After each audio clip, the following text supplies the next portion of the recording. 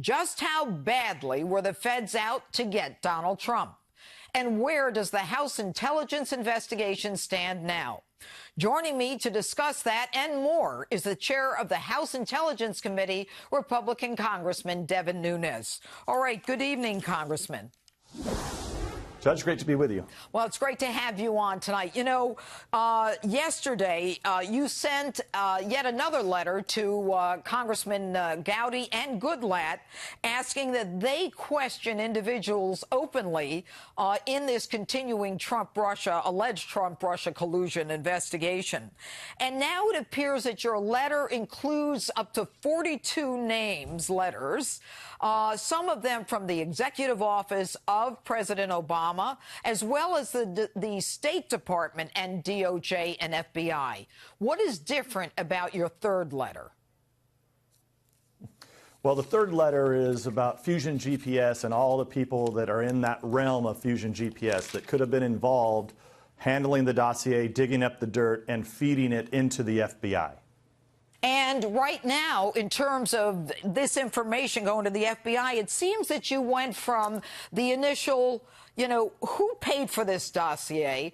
What was it all about? And you seem to have gotten the answers to that. We know it was the DNC and Hillary Clinton, the Hillary Clinton campaign. But now the issue seems to be a little more fine-tuned. And that is, how did this dossier get from, the Clinton campaign and Steele to the FBI? Do you know what the answer to that is?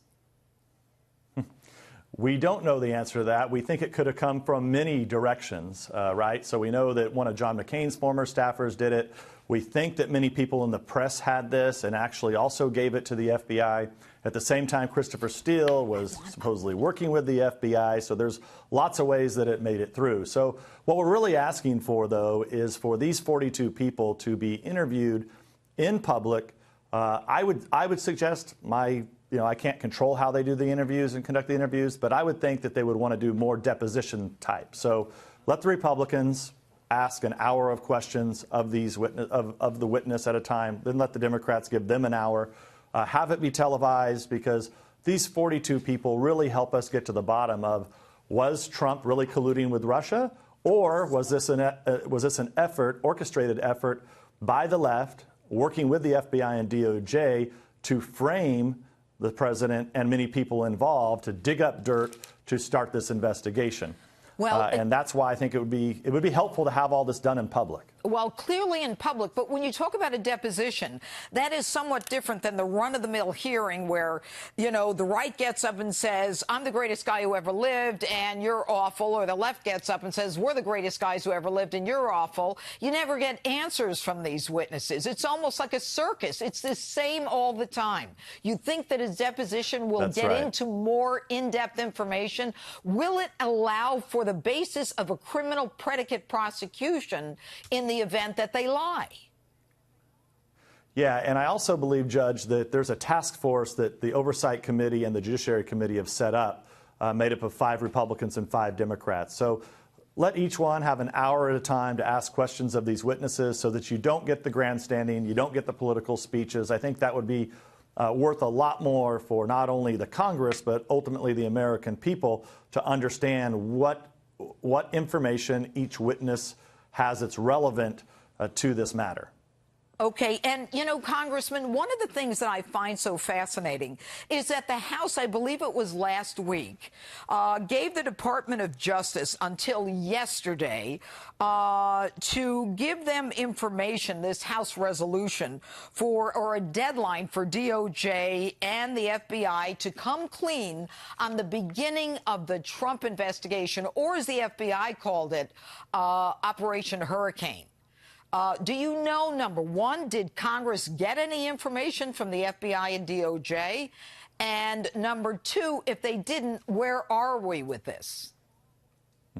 Well, as always, we have to pound and pound and pound to get information from DOJ and FBI. They did give us a lot more information last week. We're expecting more information on Monday. But you mentioned something about Crossfire Hurricane that we know was open July 31st. One of the key outstanding questions that we have is, what actually happened before July 31st. Okay, but so Congressman, they seem to be playing these word games about this. Hold on, Congressman, hold on. What I want to know now is if they don't give you that information, and maybe we can pull the congressman back up, if they don't give you that information, what can you do to the FBI and DOJ? You've given them more deadlines. Now, we had yesterday they were supposed to give us stuff. Now, maybe Monday or Tuesday. This investigation's been going on for a year. At some point, don't you guys feel impotent? Well, look, there's a couple things here. So before July 31st, for a couple months now, we've been really zeroing in on that. And the FBI and DOJ have had plenty of opportunities to tell us what happened before July 31st. But they haven't. They have not. Right. They have not. They have not. Now, ultimately here, the President of the United States, it's his DOJ and his FBI. And at some point here, he needs to get involved. And look, were there informants? You know what, Congressman? I don't want to go there yet. I don't want to go there yet. Here's the thing. You guys have oversight over the Department of Justice. I know you're intel. I get that.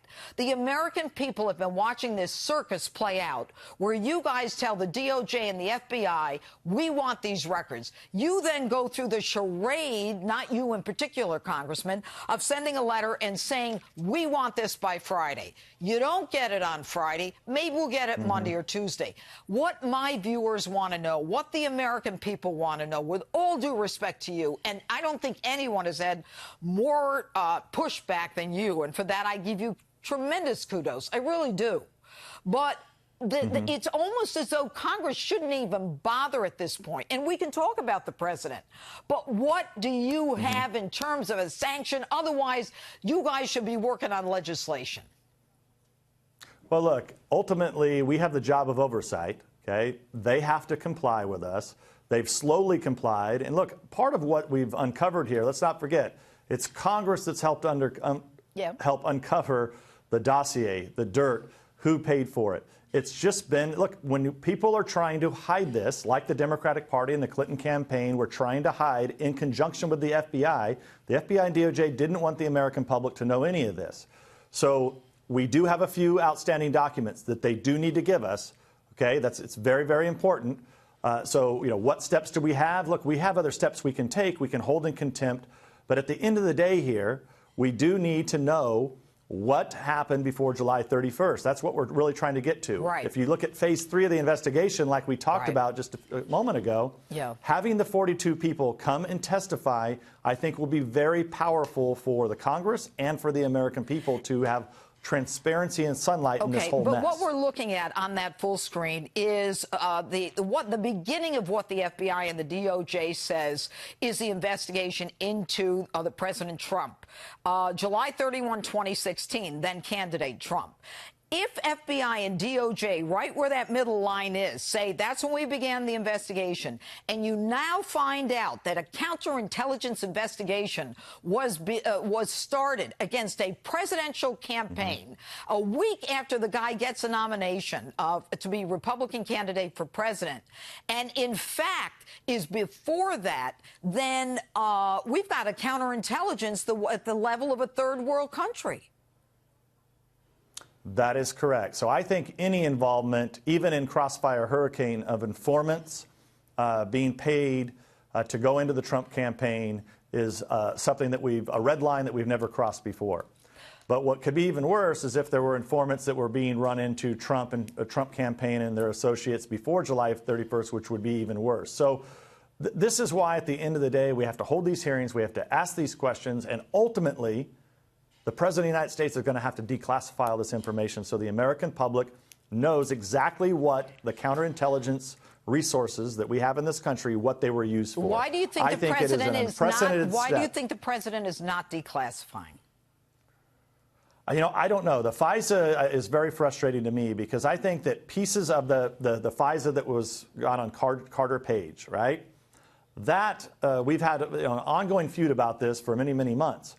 I think the FISA is totally fraudulent, 100% fraudulent. You have James Comey and others currently at the FBI and DOJ who are defending the FISA, which is unbelievable to me. So why not? The president ought to just solve this once and for all, declassify. You don't have to expose sources and methods, but most of that FISA the pertinent parts of it could be declassified, and he could help answer for all of us who was telling the truth.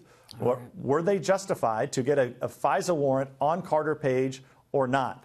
I don't think they were, and I think the American people have a right to know, and the president should declassify it. All right. Congressman Devin Nunes, we'll see what the president does, although I suspect he's kind of waiting for you guys to use all of your powers.